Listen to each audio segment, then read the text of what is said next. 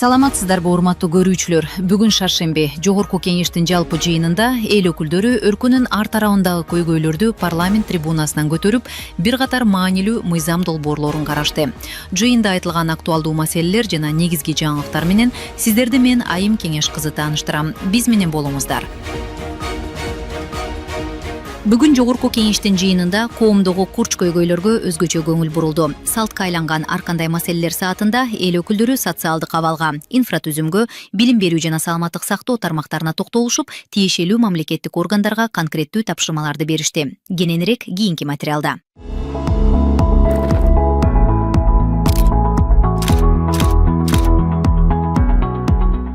Акыркы күндөр баягы онлайн казинолор аябай көбөйүп кетпеди.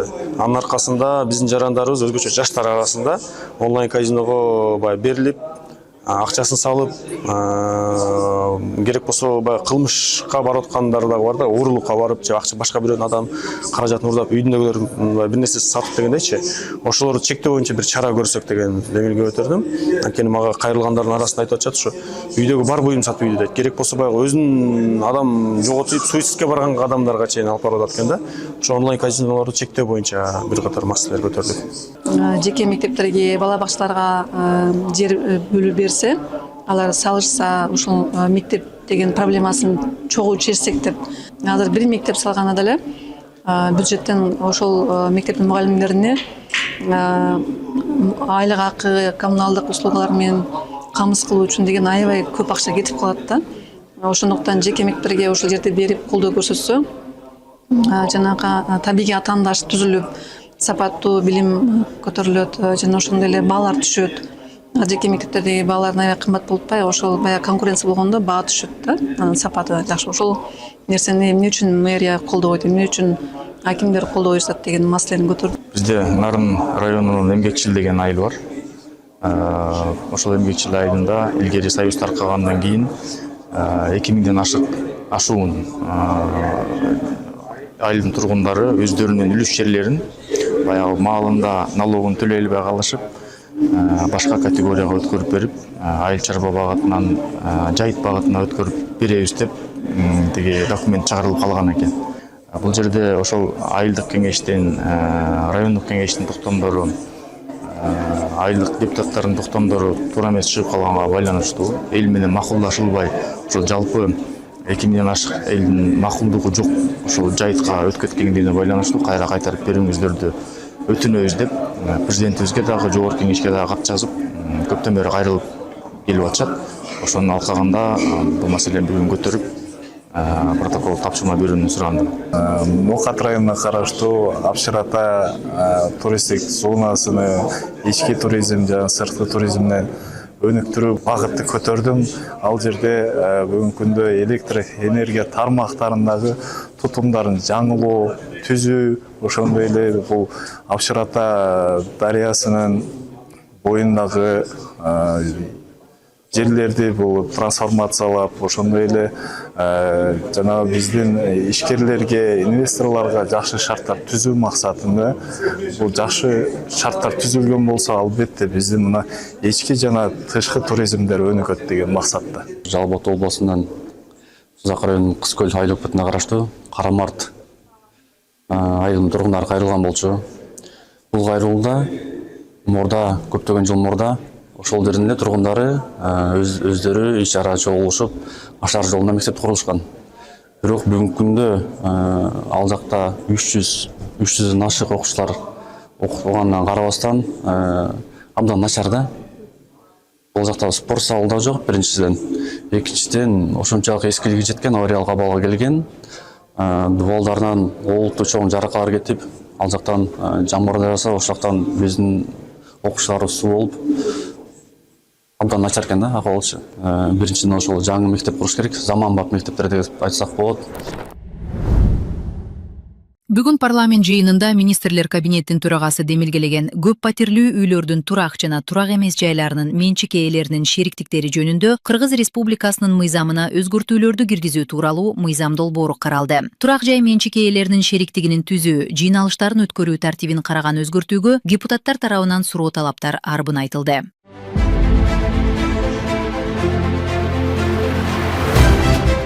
Жогорку кеңеш бүгүн биринчи окууда карап жаткан мыйзам долбоорунда турак жай менчик ээлеринин шериктигинин чогулушун өткөрүүдө нотариустун милдеттүү түрдө катышуусу каралган. Бул катышуучулардын кол таңгаларынын аныктыгын күбөлөндүрүүгө, алардын кыймылсыз мүлккө менчик укугунун бар экендигин тастыктоого, чогулушта кабыл алынган чечимдердин юридикалык күчүн жогорулатууга мүмкүндүк берет. Мыйзам долбоорунда жалпы чогулуштарды өткөрүү жана чечим кабыл алуу процессинде ачык айкындуулукту камсыз кылууга өзгөчө көңүл бурулган.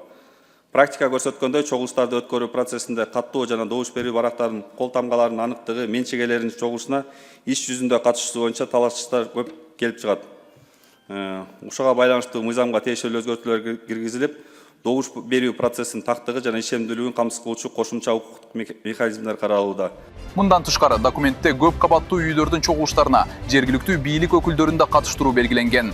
Мыйзамдагы бул өзгөртүүгө айрым депутаттар каршылыгын билдирди. Сиздер бул мыйзам менен иштебейсиздер деди. Анан жергиликтүү бийликтин оюн, пикирин да эске алып коюшуңуздар керек эле да. Бул ТСЖ мыйзамынын түзүлүшүнүн түп максаты эң негизги муниципальный бюджетти разгрузка иретине түзүлгөн да. Булар өз түшүгүн өзү тартсын деген. Ушул жерден мэрия города Бишкекке да айтып кетким келет да. Ушул мыйзамды сиздер да так сактасаңыздар. Анткени буларга муниципальный бюджеттен бир эле статьяга каралган стимулирующий грант. Калган каржы булактардан сиздер буларга акча бере албайсыздар. Булар өз түшүгүн өзү тартат.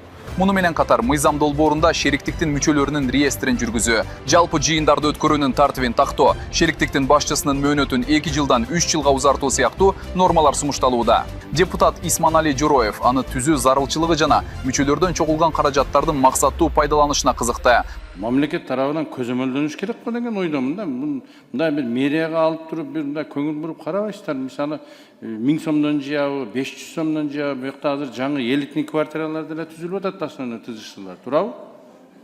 Ошолорду бир көзөмөлгө алып, ошолорго түшкөн финансын бир көзөмөлдөп, анан кайсы максатта акчалар жумшалып атат, ошону бир мыйзамыңыздарга киргизиңиздер. Атайын төлөмдөрдү ошол жалпы чогулушта гана чечилет. Аны мамлекет тарабынан аныктап бербейт, жаңы үй, эски үй деп айтылбайт. Ал жерде ошол жалпы чогулушта ошол жерде жашаган менчик ээлери, мүчөлөр өзлөрү чечишет. Мамлекеттик нотариустардын иши күчөп турган шартта уюштуруу жыйындарына жеке нотариустардын катышуусуна уруксат берүү кажет. Бул демилгени депутат Гүлнара Акимбаева көтөрүп чыгып, жеке нотариустардын кызмат көрсөтүүсү үчүн төлөнүүчү акылардын тартибин тактоо зарылдыгын белгиледи. Нотариат жөнүндө Кыргыз Республикасынын мыйзамына ылайык нотариалдык кызматта алар акы төлөнүүчү негизде көрсөтүлөт да. Ошондо дагы суроолор пайда болуп атат. Бул күбөлөндүрүүчү тартиби кандай болот? Кайсы нотариустар жеке, мамлекеттик, ким тарабынан төлөнөт, анан жана выездной билесиңер, ал экесе алынат. Ушун үчүн бул жерде да көп суроолор пайда болот. Бишкек шаарынын түштүк бөлүгүндө көп кабаттуу үйлөрдүн курулушу ылдам темп менен жүрүп жаткан шартта. Алардын коопсуздугу өзгөчө мааниге ээ болууда. Бул маселеге депутат Медина Кайрылбекова өзгөчө көңүл буруп, курулуш иштеринде заманбап, шартка ылайык коопсуздук технологияларын колдонуу керек дейт. Азыр бизде шаарыбыздын түштүк бөлүгүндө строительный бум жүрүп атат. Ошол жерден бизде ысык ата тектоникалык жаракасы өткөнүн баарыбыз билебиз. Ушундай кооптуу шарттарды эске алуу менен биргеликте өзгөчө көп кабаттуу курулуштарга чектөөлөр коюлду эле. Барбы чектөөлөр ошо түштүк бөлүгүндө? 4 категорияга бөлүнөт. Ошонун азыр 4-чү категориясында спецтех условия деп коет, сейсмикалык туруктуулугу боюнча эсептер чыккан курулуштарга уруксат кагазын берип атабыз. Ал эми 1-чи категориядагы курулуштарга эч кандай уруксат берген жокпуз. Бул өзгөртүү шериктик түзүүдө кол тамгаларды жасалмалоону болтурбоого, үйдүн чыныгы ээлери эмес, адамдардын мыйзамсыз катышуусун алдын алууга жана мыйзамдардын так сакталышын камсыз кылууга багытталган. Ошондой эле көп кабаттуу үйлөрдү башкарууну жакшыртууга жардам берет. Жыйынтыгында Жогорку кеңеш аталган мыйзам долбоорунун концепциясын биринчи окууда кабыл алды. Жогорку кеңеште калкты социалдык жактан колдоого багытталган маанилүү чечим кабыл алынды. Эми 3 жашка чейинки бардык балдарга үй бүлөнүн кирешесине карабастан ай сайын жөлөк пул берүү каралууда. Демилге президенттин тиешелүү жарлыгын ишке ашырууга багытталып, балдардын бакубат жашоосун камсыздоону көздөйт.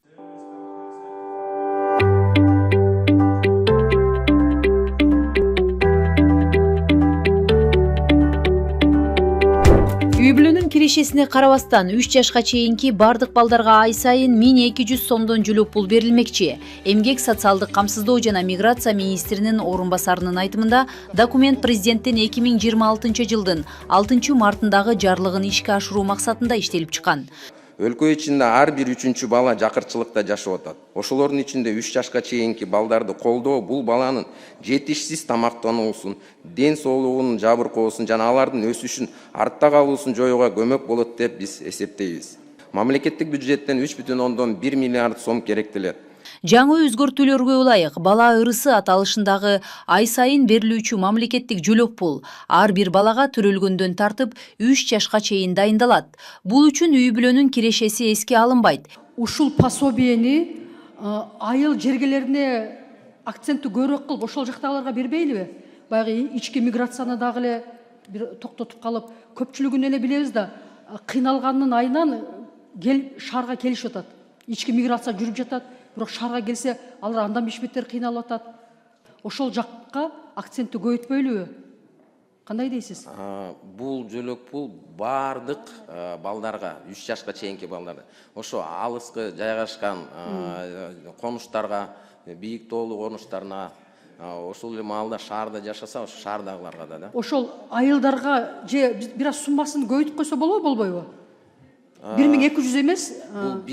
1200 бул жана сиздер билесиз, үй бүлөккө көмөк деген жөлөк пул бар, ошого биз теңдедик да. Демилге бардык балдарды анын ичинде аз камсыз болгон үй бүлөлөрдүн балдарын толук камтууга багытталган.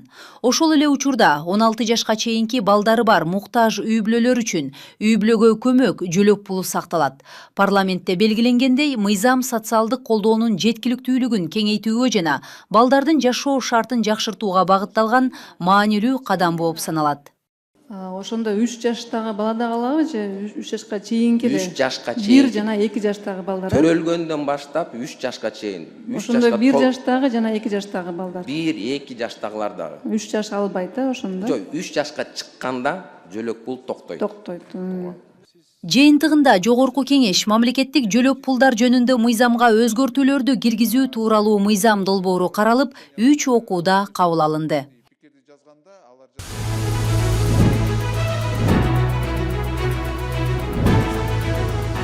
Бүгүн 29 апрелде Жогорку кеңештин төрагасы Марлен Номаталиев, Того Республикасынын министрлер кеңешинин төрагасы Фор Эсазимна Гнасингбе баштаган делегация менен жолугушту.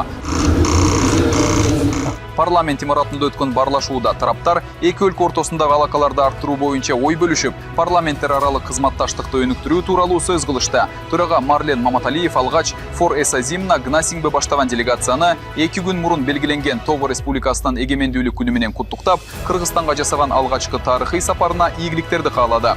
Бул сапар Кыргыз-Того кызматташтыгынын жаңы барагын ачып, эки элдин алакасын өнүктүрүүгө өбөлгө түзөт деген ишеничтебиз. Жетишилген келишимдерди ийгиликтүү ишке ашыруу үчүн парламенттер аралык өнүктүштүктү да өрчүтүп, депутаттык достук топторунун деңгээлинде да тыгыз иш алып барууга кызыктарбыз, деди төрага. Того Республикасы парламенттик башкаруу формасына ээ өлкө катары мыйзам чыгаруу ишмердүүлүгү боюнча тажрыйба бай экендигин белгилүү. Ушуга байланыштуу биз мыйзам чыгаруу чөйрөсүндөгү тажрыйба алмашууга өзгөчө кызыктар экенибизди билдирем. Бул багытта парламенттер аралык кызматташтык жаатында иш сапарлар жана тажрыйба алмашуу биздин мамилелерди өнүктүрүүнүн эң маанилүү куралы деп эсептейм. Ошону менен бирге Кыргыз Республикасынын Жогорку кеңешинин Того Республикасы менен парламенттер аралык достук топторун түзүү аркылуу кызматташууну өнүктүрүүгө да кызыктар экенин баса белгилейм. Мындан тышкары парламенттер ортосундагы байланыштарды, анын ичинде комитеттер жана достук топтор аркылуу мамилелерди активдештирүү өз ара түшүнүшүнү тереңдетүүгө, мамлекеттер аралык деңгээлде жетишилген макулдашууларды ишке ашыруу үчүн жагымдуу шарттарды түзүүгө өбөлгө болот деп ишенем. Ошону менен катар Кыргызстандагы соңку өзгөрүүлөргө да учкай токтолгон Марлен Маматалиев. Сиз 2003 жылдары Тогонун инфраструктура, Тоокен, почта жана телекоммуникация министри болуп иштеп турган учурумузда интернетти өнүктүрүүгө өзгөчө салым кошконуңузду билдим. Азыр биз дагы санариптештирүү саясатына өзгөчө көңүл буруп жатабыз. Андыктан бул жаатта да тажрыйба алмашууга даярбыз, деп кошумчалады. Сиздин тажрыйбалуу мамлекеттик кызматкер экендигиңиз абдан кызыгарлык. 2003 жылы инфраструктура, Тоокен, почта жана телекоммуникация министри болуп тайындалып, министр катары мобилдик байланышты жана интернеттен өнүктүрүүгө көңүл бурган технократ катары таанылгансыз. Ошол эле учурда Кыргыз Республикасы технологиялык трансформацияга кадам таштап жатканын өзгөчө белгилеп кетким келет. Биз өлкөбүздө санаттештирүүгө өзгөчө көңүл буруп жатабыз. Бул боюнча Того Республикасы дагы санаттештирүүнүн активдүү түрдө жайылтылып жатканын маалымдайбыз.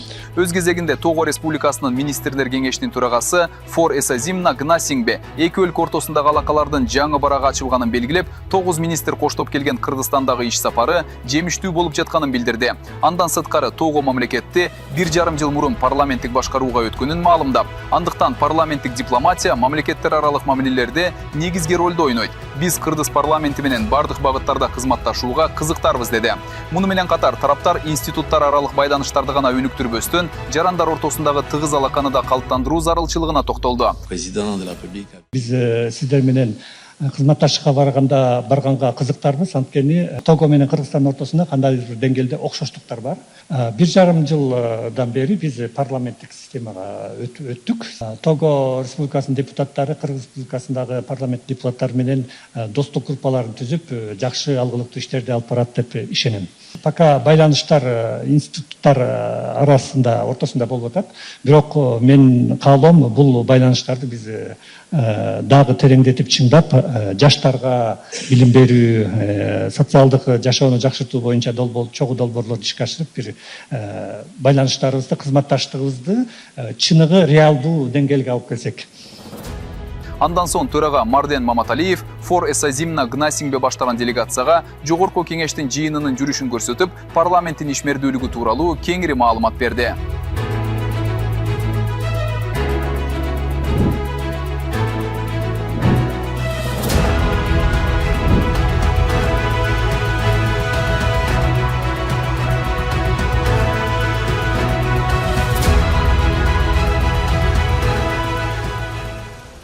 Урматтуу көрүүчүлөр, бүгүнкү чыгарылыш соңуна чыкты. Парламентте көтөрүлгөн маселелер жана кабыл алынган чечимдер боюнча толук маалыматты биздин Instagram, Facebook, YouTube баракчаларыбыздан жана Кеңеш-КЖ расмий сайтыбыздан таба аласыздар.